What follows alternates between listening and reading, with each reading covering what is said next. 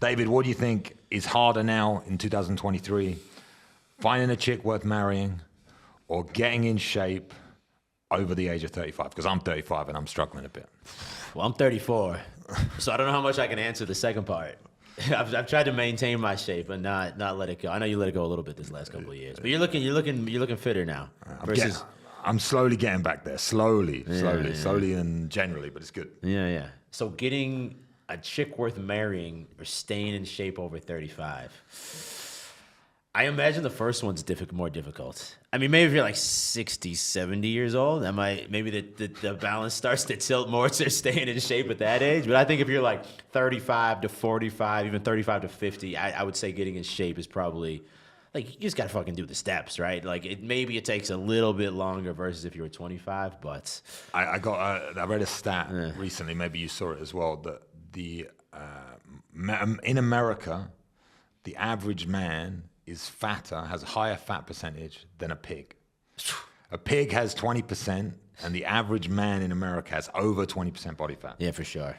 Which is mental. I've never heard of frames like that, but I can see it. They're clever on Twitter, and they know how the hell they do it. But I bring up the finding a woman because obviously you got married last year, I believe. A little over a year ago. A year ago now, so I've been married coming up 10 years. Yeah. But I feel like for me, 10 years ago, we lived in a different world. Yeah. Now finding chicks with Tinder and Instagram and all this bullshit going on, like, it's a difficult thing. You obviously mastered it. You give a lot of advice to the guys on dating and picking up chicks and all that sort of stuff.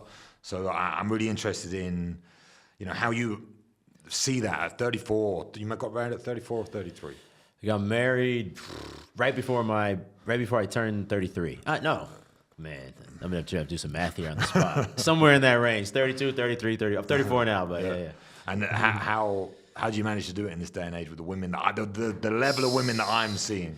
Yeah, I think what you're saying is right. I did meet my wife, 6-7 years ago, and even then was a bit of not even a bit. I think it was a completely different world, right? Because once you get before 2020, I think that was not that. I mean, things were building up, narratives were building up, but I feel like 2020 was like when the switch got like flipped with the pandemic and everything, and things got really extreme, and it seemed to also somehow magnify the more feminist, extreme narratives at the same time. But I think you almost have to go into dating at this point, like. There's obviously certain red flags that are just like, you're just going to be out. Like, I'm not going to be attracted to this girl if she's telling me about the other 4 guys she's dating, or like she's posting a bunch of just like naked photos or something. But assuming you find a girl who like doesn't have those and you're in the Western world, I think it almost takes, you have to almost approach it being ready to do some crafting. Like, they've been exposed now through their friends, through Hollywood, through social media, to a very specific narrative and how things should be, or how some people think things should be. And a lot of that's like the not needing a man, or thinking that that's maybe a bad thing to rely on a man, and this overly, and I think it's fine to be independent. I think if I have a daughter, I'm going to want her to at least be able to be independent so she could be happy on her own, of course. But this narrative's been really pushed into their head that you don't need a man, you're almost better off without one, and it almost is like empowering to shame men a bit. Mm-hmm. So there's that influence on their left shoulder, and you almost have to be like a stronger influence on the right shoulder that can grow over time, and they can start to buy more into your frame versus the frame they were sold. So I think I'm losing game if you go in now.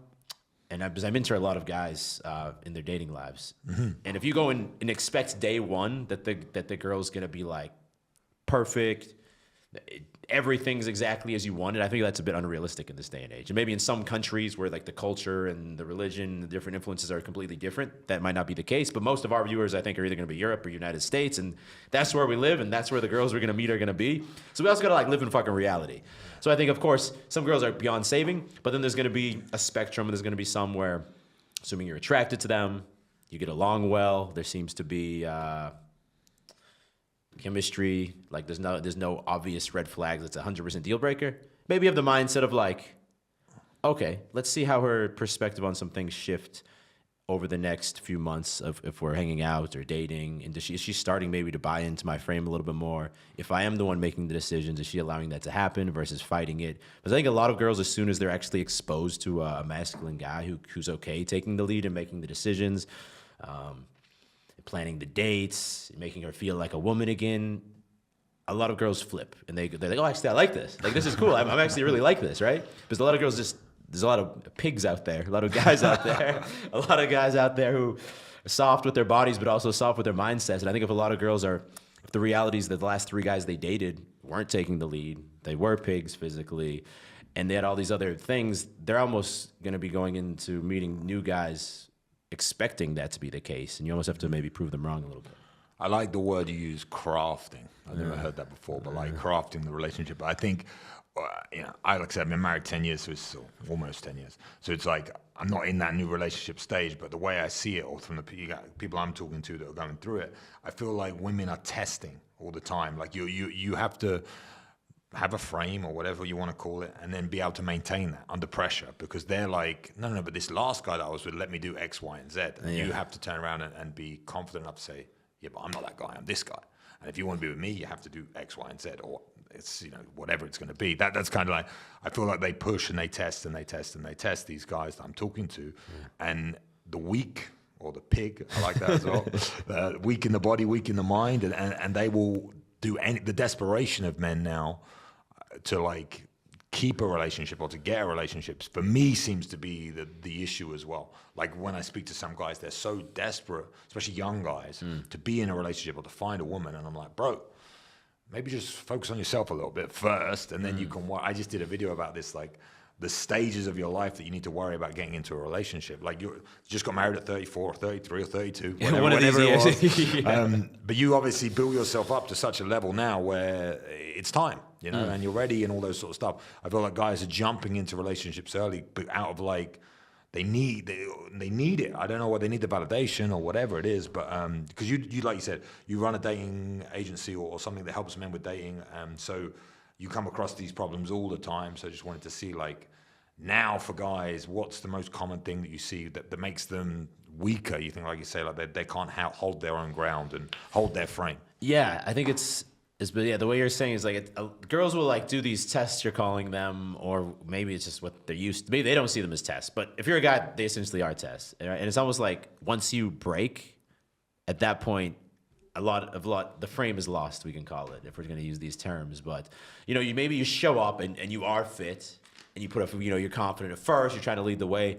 But then the girl does one of these tests on the date where maybe like, she's like now on her phone for a second while you're talking to her, which is just disrespectful. And like, she knows that, but maybe she's like, oh, let's see how this guy handles this shit.